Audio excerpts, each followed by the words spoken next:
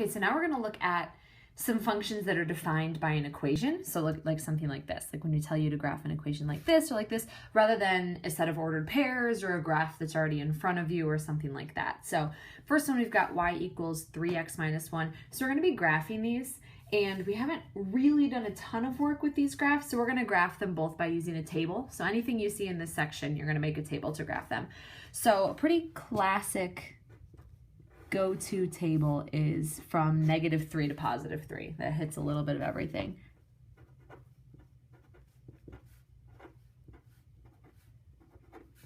Okay, so those are your x values. So your x values are your independent variables. Those are the ones you choose. Those are the ones you plug in.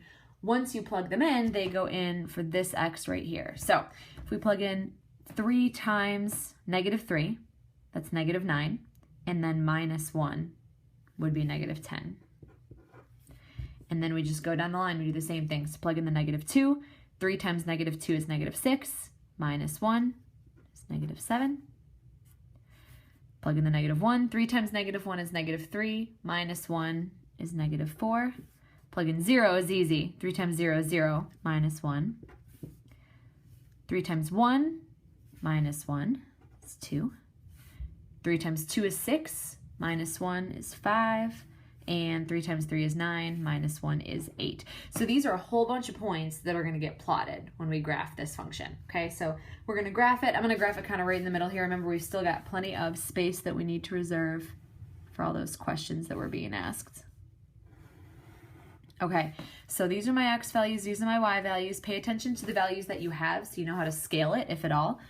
So we've got 1, 2, 3, -1, -2, -3, and then we need to go all the way down to -10, all the way up to 8. So we're going to scale this a little bit. So each of these ticks is going to represent 2. So -2, 4, 6, 8, 10, and then up 2, 4, 6, 8.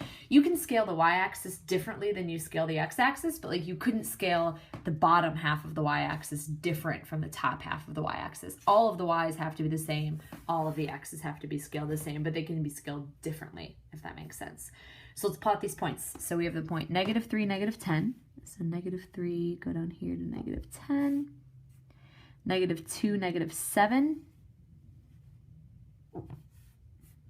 -1, -4, 0, -1, 1, 2, 2, 5, and 3, 8. Okay, so those are all the points. Now, this actually ends up being a continuous function. Anytime you're graphing an equation, it will always be a continuous function. These are just points that we chose.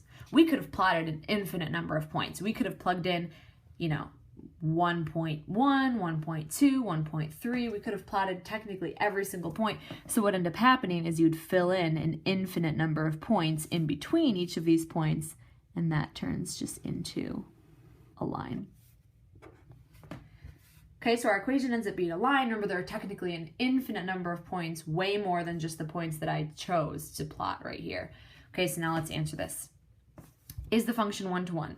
Every x goes with one y, so yes, 1-to-1, there is a 1-to-1 correspondence between x and y values. So 1-to-1 is a yes. Onto, does the entire range get covered? All my y values end up getting covered, yes. So this is 1-to-1, it's onto, so we would say that this is both. So it is both 1-to-1 and onto, and then I just told you guys that it is continuous. So anytime that you're given an equation, rather than just a discrete set of ordered pairs, it's always going to be continuous. Now, let's determine the domain and range. That's a super important thing that we're going to start working with. Domain and range is going to take us throughout the entire year. We're going to make sure we know how to find the domain and range for any function that you're dealing with. Okay, so domain. Domain is all the possible x values. It's what you're allowed to plug in. Okay, so what we do is we're just going to use D and R, kind of keep it simple for domain and range. So domain is what x values you're allowed to plug in. If you look at this equation right here, you could plug in anything you want. Positive numbers, negative numbers, 0, decimals if you want, fractions if you want. You could plug in anything you want and any x value would be possible. Okay, so that means that our domain is all reals. So we've got this little, this is just the symbol for all reals, that little double block R. So we've got all reals, which means literally any x value could work. Okay, now let's talk about the y values. The range, now we're assuming when I draw these arrows that the graph could go on forever. This is just a little piece of the graph. But when if I go up forever, down forever, in terms of y values, I will also eventually hit every possible y value. It'll keep going up forever, it'll keep going down forever. Every y value will eventually get hit. And so that means my range is all reals as well. So this means every single x value can get hit, every single y value will get hit. Domain and range are both all reals. Okay, let's look at another one. X squared plus 1, we're throwing an exponent in there. So same table, same x values.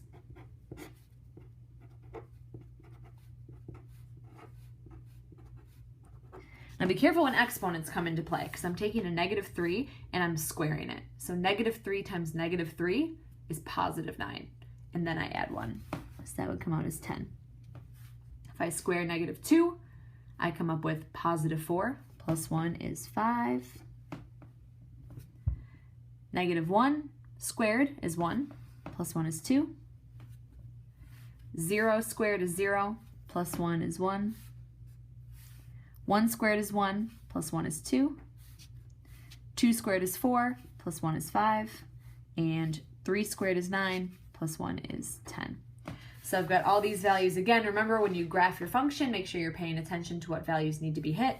So I need this range of x values. And then notice here there are no negative y values. So I don't actually really need to graph any negative y values at all. Just the positive y values. So x values, y values. So x, I've got 1, 2, 3, -1, -2, -3. And then I'm going to scale this again because I need to go up to 10. So 2, 4, 6, 8, 10. All right, let's plot our points. So -3, we're up here at 10. -2, we're at 5. -1, 2. 0, 1. And then we actually repeat the same points back here on the other side. Okay, so you see these points? This ends up being a shape that we call a parabola. I'm sure you guys have heard of that before. So we plot these. A parabola is like an arc sort of shape. So it looks like that. All right, so that's the graph. Again, just based off the equation, we plotted some points, and that's what it looks like. Let's answer all these questions. Okay, so let's start with the domain and range. So domain, range. Remember, domain represents what x values you're allowed to plug in. So look at the equation. There are no restrictions. You could plug in any x value that you want. Positives, negatives, decimals, fractions, whatever. So the domain, again, is all reals because you're allowed to plug in any x value that you want.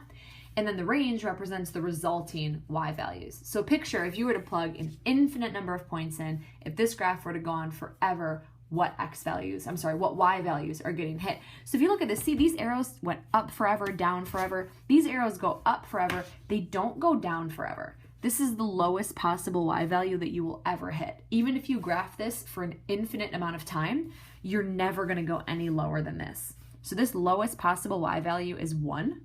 You never hit a lower y value. None of this ever gets covered. So we write it like this. Only y values that are above 1 will end up getting hit. 1 is the lowest possible, and then it only goes up from there. Okay, let's answer these questions. Is it 1-to-1? No, it is not 1-to-1. Look at the table. We've got 2 different x values corresponding to the same y value. So no, it is not 1-to-1. It is onto. The entire range gets covered. Here's the range. We cover every single value that's bigger than 1. So it's not 1-to-1, but it is onto.